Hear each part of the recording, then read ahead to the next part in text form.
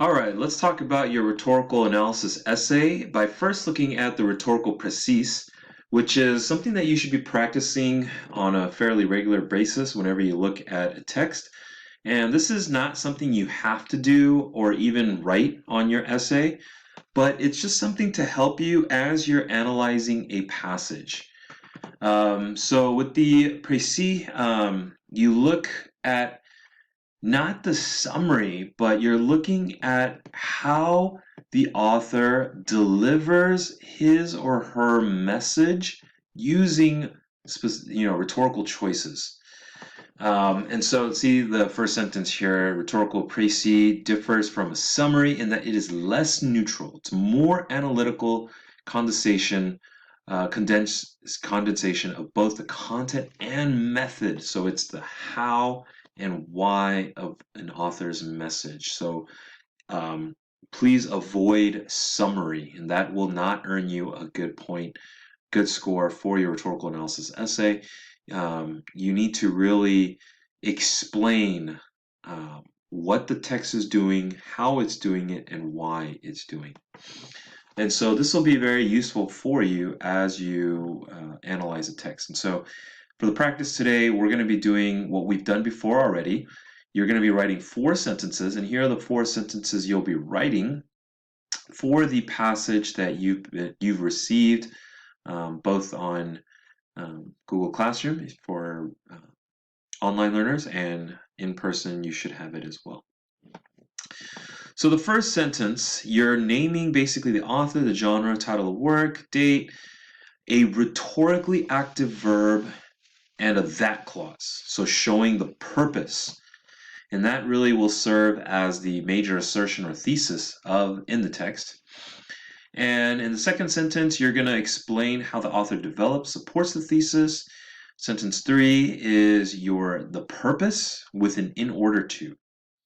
And sentence 4 is a description of the intended audience and the relationship the author establishes with the audience. So you're looking basically at the rhetorical triangle and how the speaker, audience, and text all interact with each other in order to create a message. And so these are the sentence starters. You can write your precis, oh, excuse me, using these sentence starters. It's up to you, but they're really helpful. And there's even a word bank to kind of fill in the blank and just basically plug in the pieces of the precis. So yeah. So here are some examples that you can read through, and I won't read through them all, but they're all great examples of how you can write your precis. And so let's now look at the passage that I've given you itself. So when we look at the example that I've given you guys from Senator Daniel Inouye, who was the first Asian American to give a keynote address to the DNC in 1968. We're going to look at the rhetorical strategy he uses in order to convey his message. And really, your thesis should almost look cookie cutter. I mean, if you can't really think of a good thesis statement, just remember to look at the prompt, which is, here, let me see if I can highlight it. Let me use this nifty little tool here. But here, we'll do this. So this is really your prompt right here, right? Oh, my fine motor skills. So the prompt is write an essay that analyzes the rhetorical choices Inouye makes to convey his message about the need to balance Americans' right to free speech and protest with their responsibilities as citizens. So as you read this, what you'll notice is he's trying his best to persuade his readers or his listeners to continue achieving progress through protest, through free speech, but in a way that is honorable and not destructive.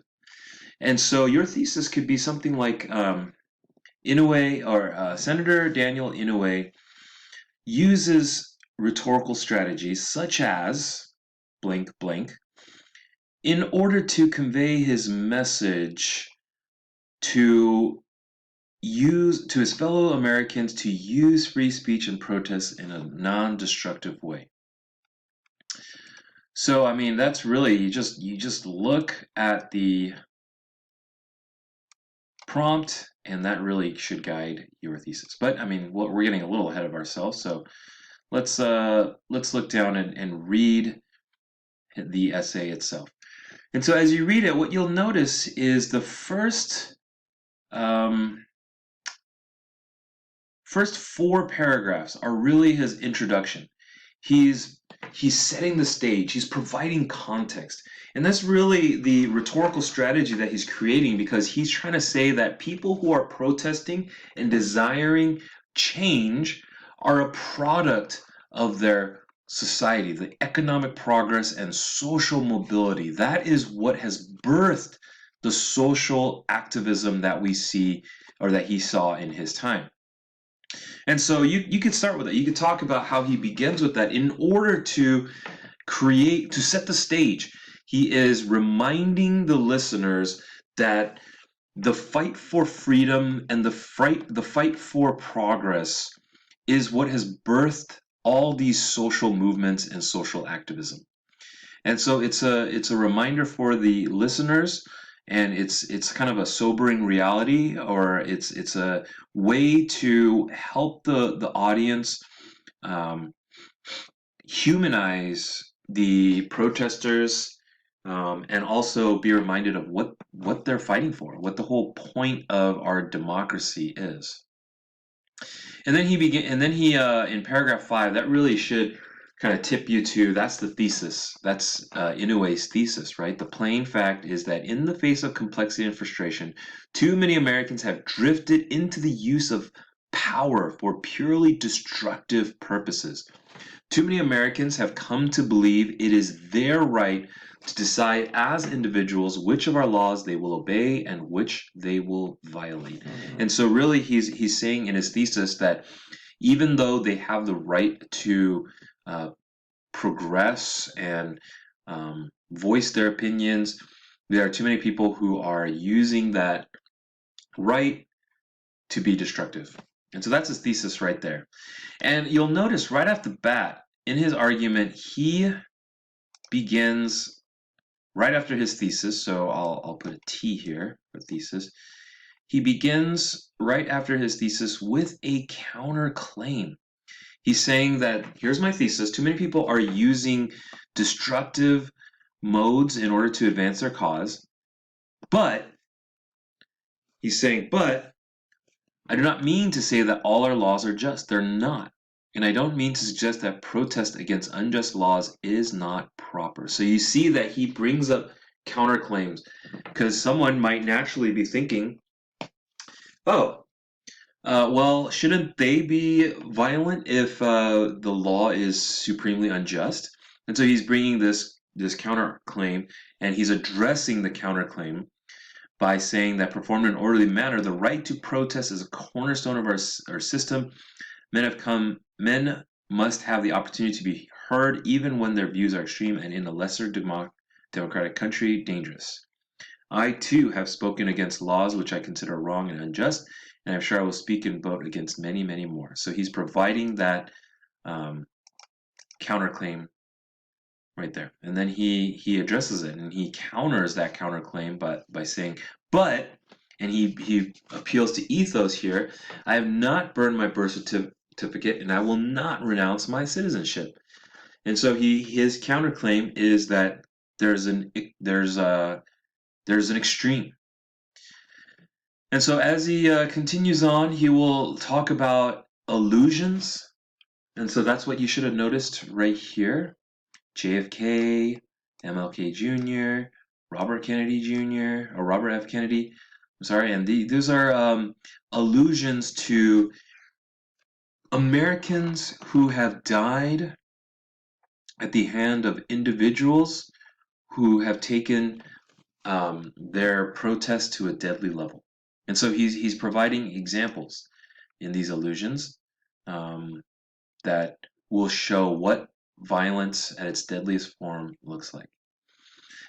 And then he gives an example, another example of Paris, um, and using that as a metaphor in order to show how they as a society shall thrive, right? And so that he ends with that metaphor and ends with a series of rhetorical questions. Who will feed the hungry? Who will train the unskilled? Who will supply the jobs? Etc., etc. These undertakings are too great for individuals going their separate ways. And so all these rhetorical devices are a means to appeal to the audience sense of emotion. He's appealing to pathos. He's trying to show what will happen when this violence goes unchecked and the challenges we'll face in society. And so the emotions he's trying to create in the audience is one of empathy, one of almost fear, to show how the unchecked violence can destroy society. So, the things that I note is that you look at the shifts, how he begins with with the backdrop of society. He's beginning with how people have come to this place through uh, um, through the advancement of our freedoms, and so it's almost ironic in a sense. And then he gives his thesis, and then he gives a counterclaim, and then he brings up allusions of examples of people who have been killed. Then he brings up a metaphor and ends with rhetorical questions. So when we look at the rhetorical précis, sentence number one, you could say something like, let me see if I'll be able to. Senator Daniel Inouye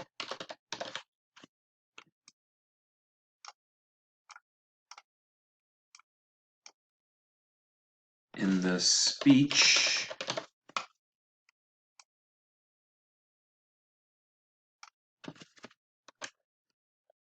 to the, I'm just going to put DNC for short, to the DNC. And if you think about let's think about a rhetorically active verb he's using here. He's asserting, isn't he? I mean, he's asserting. You can justify a different response as well, but I think he's asserting that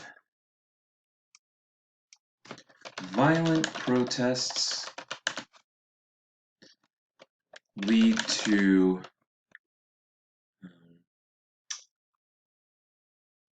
a divided and destroyed nation.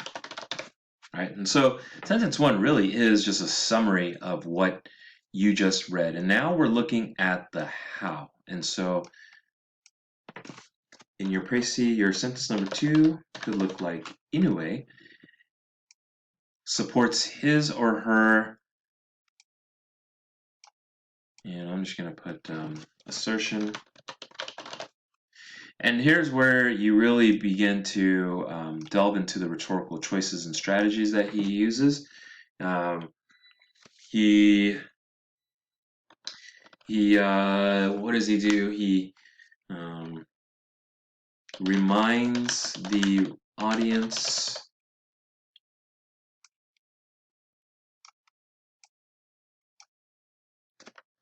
of the reason for progress, provides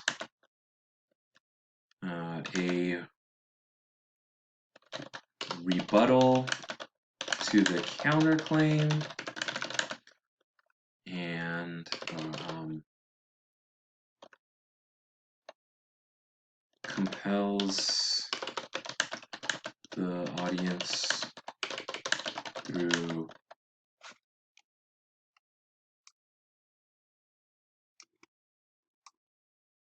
let's see here, through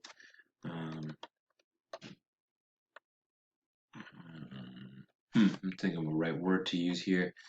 The allusions through convincing allusions. I don't really like that word. We could change that. And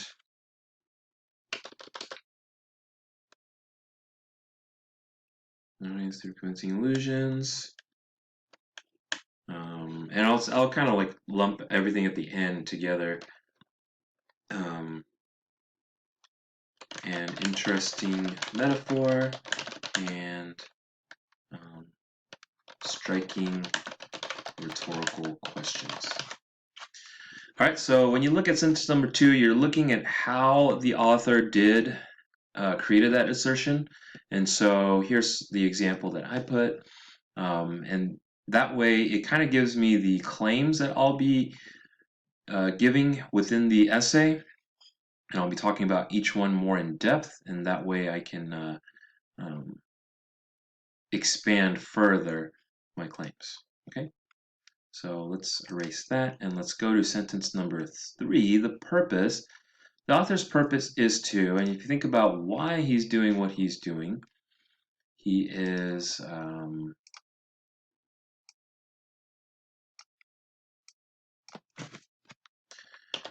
persuading his audience in order to, or so that they can preserve the unity of the nation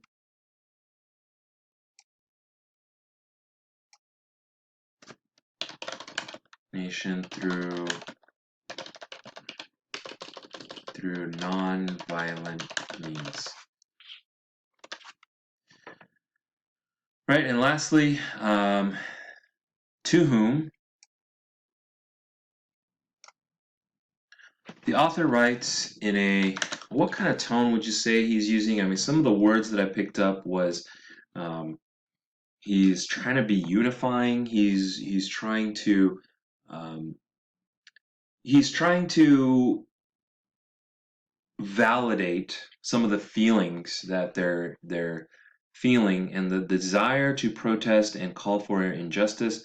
So he's really trying to make them feel heard, but also there's this call to action to do the right thing. So I would almost say a conciliatory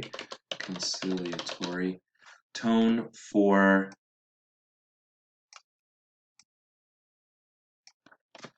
the members of the DNC. So other probably fellow politicians and other supporters of the Democratic National Convention. All right, so all these are examples of. So that was an example of how to write a précis and how to look at a text analytically and look at the choices, the strategies that the author is making in order to write it all out in an essay. So we'll be doing that tomorrow, but what I need you to do today is to really look through the passage and kind of delve deeper and look at some of those examples I put, and there's definitely some things that I didn't put, like the specific diction that you can look at that will help you analyze the text on a deeper level.